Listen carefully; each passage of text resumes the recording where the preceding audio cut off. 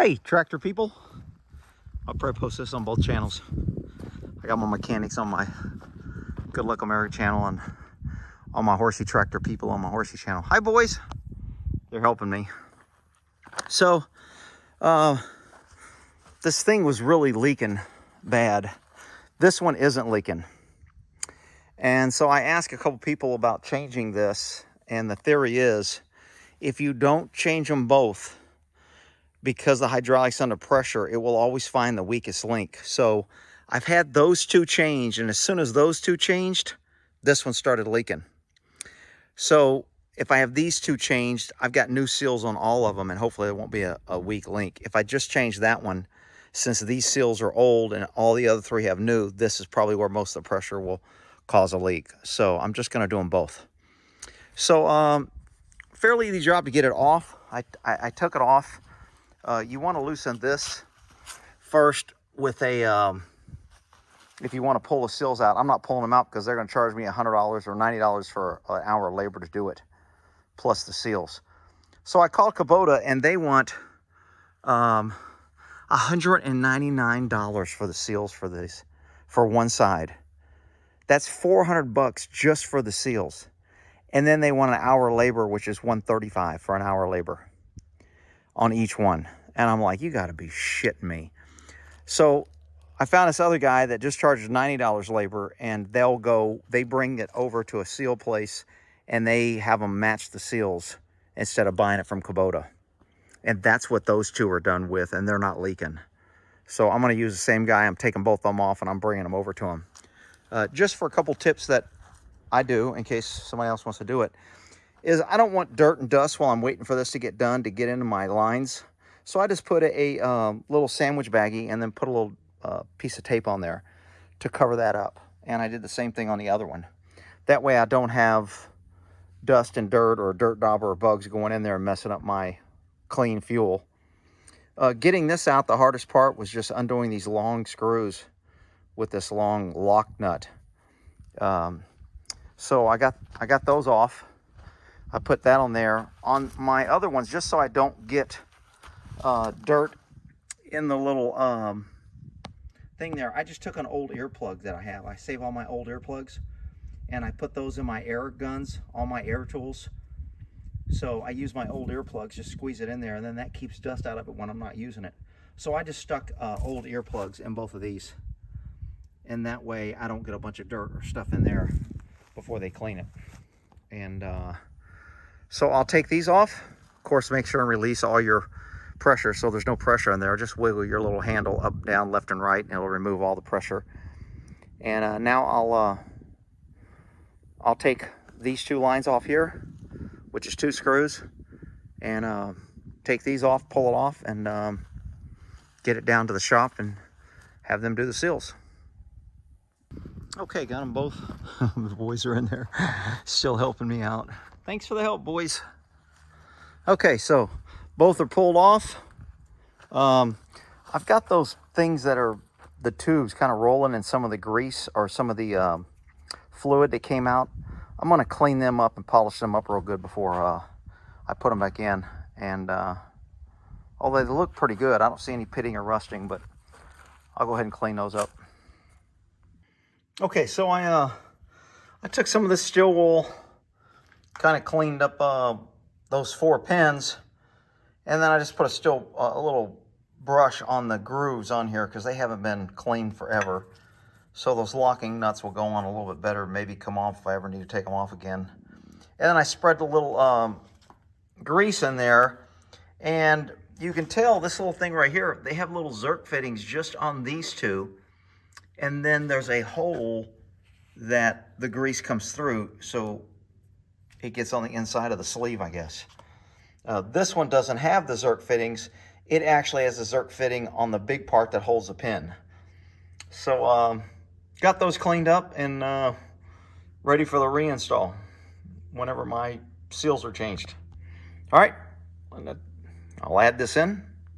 Okay, so I got the little cylinders back, and guy said it looks fine. I asked, everybody's telling me you got to bleed these when you get back on. I've looked, I haven't seen a procedure for bleeding these.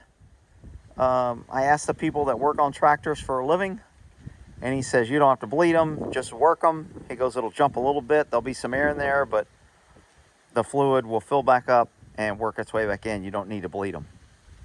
So if somebody knows something different and can show me a spec where he's wrong, put it in the comments and I'll share it. Otherwise, let me get these suckers put back together. My little plastic things are still on there, keeping dust and dirt out. Been a few days, so covering those I think is a good idea, but somebody may say it's unnecessary. All right, let's get this sucker back together. Okay, here's a pro tip nobody ever gave to me. If you put this one in first, you won't be able to get it in the bottom. It won't go by. So you have to put the bottom one in first. Pro tip, don't tell anybody it's a secret. Okay, got it back on, pretty simple. I gotta put some lube in there. These little screws were probably the hardest because it's a lock washer. And so you can't really get in here. You can't use an electric drill, so it's just hard to do it by hand. And this one down here was really long. So I don't know if y'all can see that or not, how long it is. But anyway, got these hooked up, tightened up, wiped them down good so I can wipe them down after I run it a little bit, make sure there's no leaks. So I want them good and dry. Now I'll do the other side. I'm just full of pro tips. Another little pro tip, when you put this on, before you put it on your screws, make sure your hydraulic fluid things are facing the right way. See how they're supposed to face inward? Little pro tip there. Make sure they're inward before you do all the work. Shit. Another little tip is when you're sliding this in, there's a little hole you can see right there that has to line up with that. And if you push this all the way in, you can't spin it or adjust it. So make sure you spin it and adjust it before you push it all the way through. Then when you push it in, it'll be lined up. Oh yeah, another little pro tip I did is I put a little magic marker left and right so I know which side these are on. I don't know if it makes a difference, but I just figured this one was on the left, I'll keep it on the left. This one's on the right, I'll keep it on the right. So when I pulled them off, I just used a little Sharpie and put a left and right underneath. You know what? I need to, I forgot there's a little Zerk fitting here, which lubes the inside of this casing. And there's a little Zerk fitting here, which lubes around here. So I need to squirt all four of those. Then I'm finished. Okay, so my helpers are here helping me. They're back installed, everything's tightened up. I'm gonna start this thing up and see how it, if I get any leaks or not.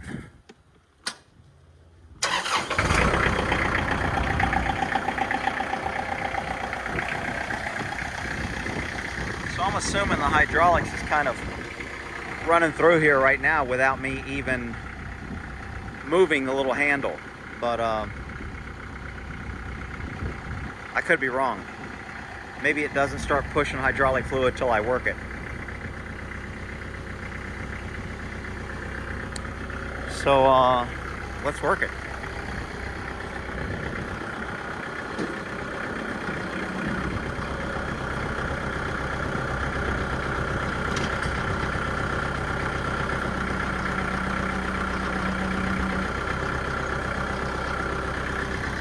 So it looks like it's a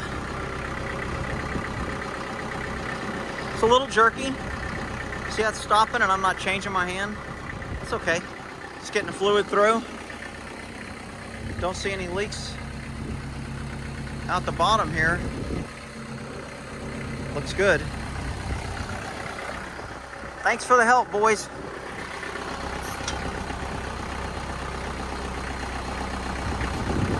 Went down pretty good. Went up pretty smooth. No bleeding. Down pretty good. Pretty full extension there. Things look pretty straight. Got a little grease right there, but I don't see any leaks. These were all dry. No leaks there. No leaks there. Nothing there. And nothing there. So it looks like I'm back in tractor business. Yeah. Going for a ride in my little orange tractor. Gonna go slow and maybe faster. Alrighty, so the final damage was 300 bucks. Because all this fluid drained out when I took this off, I'm going to look at my rear hydraulic fluid here, because this thing runs everything, that little window. If you look at that little window right there, it's a little low. It's supposed to be in the half. So I'll probably add some hydraulic fluid in there because I lost some when I pulled those off.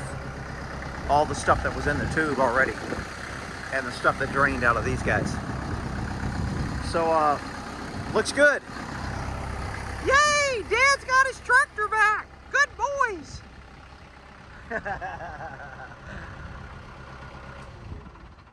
Alrighty, we're back in business, huh?